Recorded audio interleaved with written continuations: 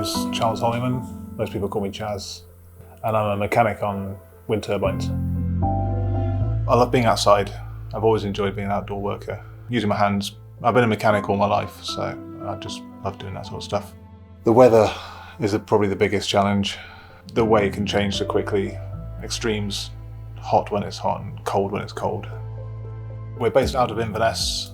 We have individual turbines right through to some of the wind farms where we have up to 23 turbines on one site. The job entails fixing faults, carrying out maintenance on the turbines, just keeping them running really.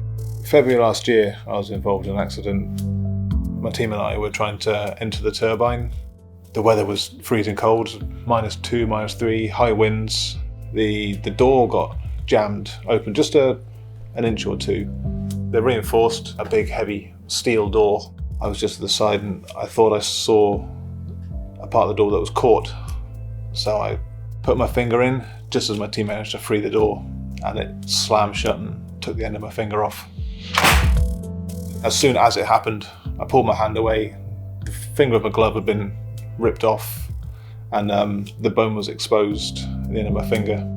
We left site, we went straight to hospital where they decided that because of the bone protruding that there wasn't any way of covering the bone back up. So they had to amputate what was left of the bone in order to leave enough skin to cover up the wound. Pain after the operation was intense.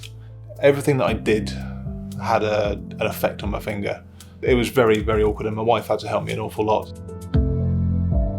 During my recovery period, I hadn't really thought about the long-term effects of losing the end of my finger. It was just it was an injury that was going to recover and everything was back to normal. But it's only once I started using my right hand again that I realised plenty of things I now couldn't do that I used to do. We've got 3 dogs, we like to walk them. Putting the leads on is more awkward than it used to be, especially if they tug on the lead. That's just another painful reminder of what happened. My son was 7 at the time, and he simply looked at my finger and went, "I don't like it."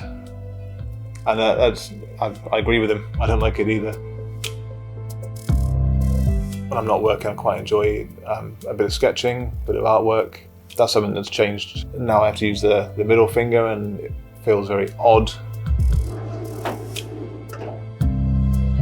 After losing the end of my finger, my whole job as a mechanic is nuts, bolts, spanners, everything like that.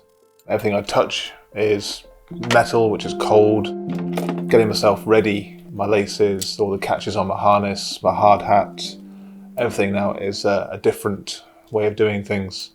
When I do have to use it, this finger now ends up sticking out a lot of the time. I definitely took my dexterity for granted. You don't think about what you're doing. You just use your fingers because they're always there until they're not there. And then you really notice how much that you're going to miss. Just the tip of one finger is enough to make a big difference.